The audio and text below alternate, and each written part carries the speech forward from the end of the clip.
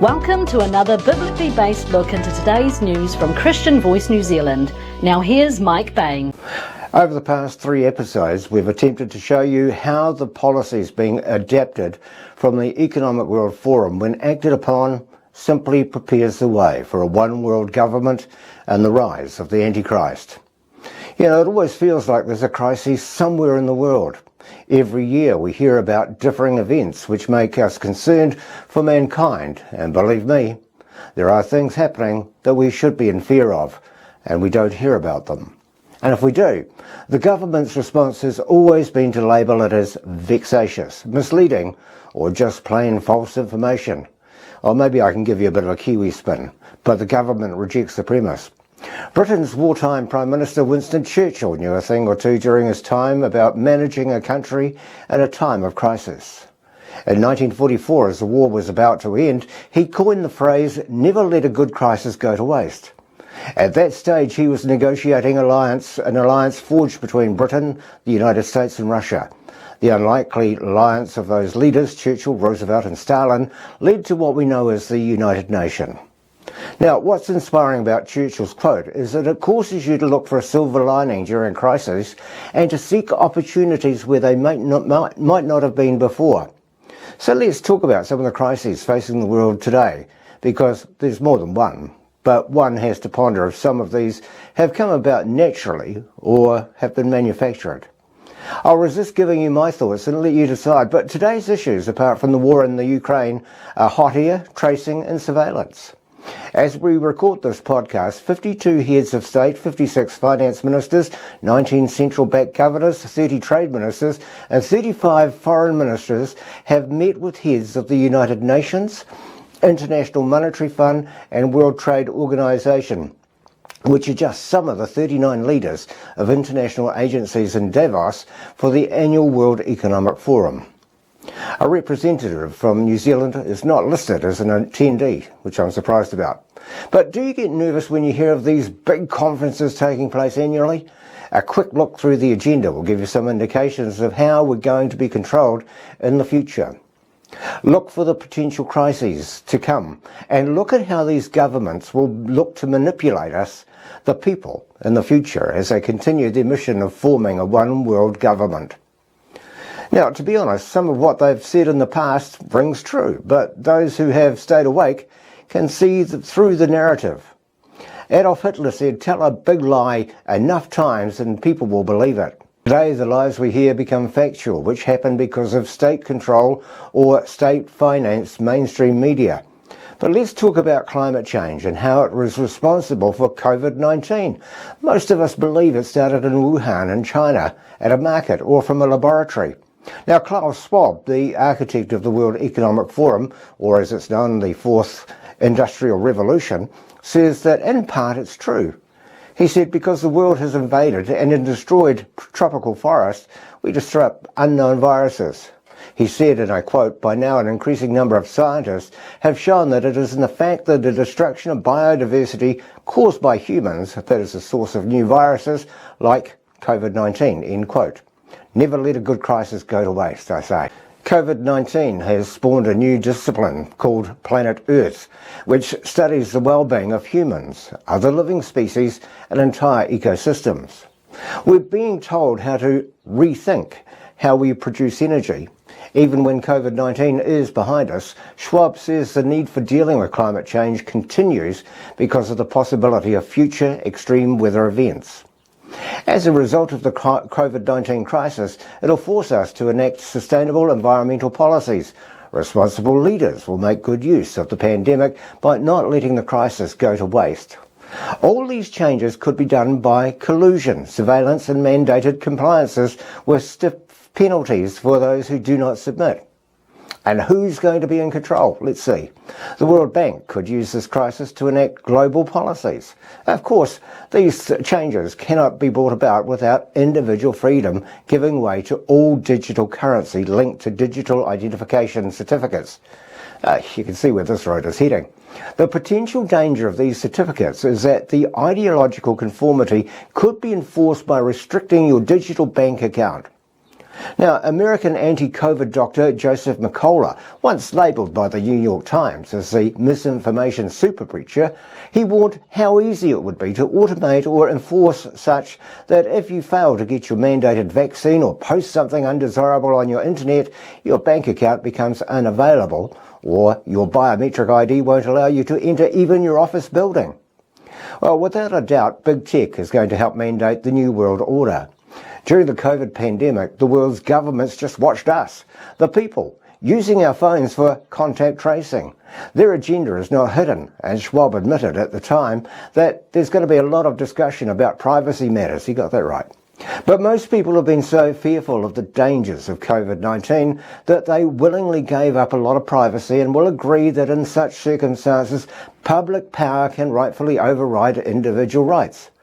Remember, at the outset, there was a company in New Zealand who produced an app for our phones to assist us with tracking. Now, the New Zealand government at the time refused to fund its development. But this is exactly what the WEF wanted. Now listen to Schwab, who says that the most effective kind of contact tracing allows backtracking all the contents with who the user of the mobile phone had been in touch with. By tracking the user's real-time movements, which in turn afforded the possibility to better enforce a lockdown and to warn other mobile users in the proximity of the carrier that they've been exposed to someone infected. Now, their body temperature could even be monitored with thermal cameras via an app that would also show whether they're complying with social distancing requirements.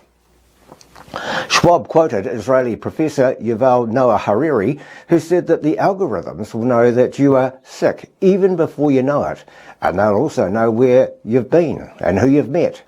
If you know, for example, that I clicked on a New Zealand Herald News link rather than say stuff, that can teach you something about my political views and perhaps even my personality. So, what are the promises of this new utopia? Its proponents say it's the path to peace and prosperity for everybody on the planet. It'll put an end to poverty and a lack of education. It'll reduce the inequalities and save the oceans and forests. Right now you're thinking, it's all good to be true. In exchange for these benefits, though, we'll surrender our liberty, ingenuity and personal decisions about our finances and values. Our chains will give us a sense of security. So let's talk about surveillance now. China leads the way. China's facial recognition technology may be on a par with the technology of the West, but their commercial development of the technology exceeds what is being done in other parts of the world. You know, I had a note from a friend recently who was upset that license plate recognition cameras were put in place in his town. But to be honest, he'd cringe about how closely monitored the Chinese are. And I say that with a heavy heart because it's starting to happen right here in New Zealand. Now, the Chinese are photographed everywhere they go. They use facial recognition technology to unlock their cell phones and to enter into an office, their hotels, schools, and even planes, trains and taxis. The ATMs operated by the Chinese merchant bank scan people's faces before dispensing money. Another facial recognition app developed by a tech company is so sophisticated it compensates for the natural aging processes and even able to differentiate between the twins. As of 2018, there are 176 million surveillance cameras in China. Millions of others continue to be deployed. In 2017, Chinese authorities began installing surveillance cameras inside and around houses of worship. Ostensibly, the reason was for safety concerns, but this is only a pretext for government officials to come into churches and install cameras by force. Now, those pastors and worshippers who disagreed to the move were just dragged away. China has restrictions on religion, and the government now completely controls all online religious services and media across the country. Now, the New Zealand government has control of the media here in this country, but to be honest, our churches don't pose a threat to the government. Interestingly, I don't have to even ponder why that is. On an individual level, China has been in the process of assigning every person in the country a social credit score. You get rewarded when you comply with government and community expectations, and penalised, of course, when you don't. But what is it that lowers your score? saying something unfavourable about the ruling authorities or doing things considered socially detrimental will do it. Even merely associating with someone who's viewed as a negative influence will adjust your score downward. But what happens if you have a low score? Simple. You can't borrow money, you can't rent from someone, you can't travel, you might not be allowed on trains, and certainly not allowed outside the country. Don't know if you know, but Chinese students who want to study, as an example, here in New Zealand schools and universities, they'll have to have a high social credit score, which is based on one's favourability rating according to the government and the ruling elite. Author David Rosenthal, no stranger to New Zealand audiences, points out that the social credit score system allows for people to be blacklisted or whitelisted. He writes, if you donate to a government-approved program, your score improves. But if you fail to sort your rubbish and your recycling out on a Monday, your credit score is going to be reduced. If a facial recognition software sees you socialising with a friend who's been tagged with a lower social score, you'll be considered untrustworthy and you'll get penalised further. In other words, if you're against the government, you'll be punished. You could be out of business, out of a livelihood and out of civilisation, perhaps even forced through re-education.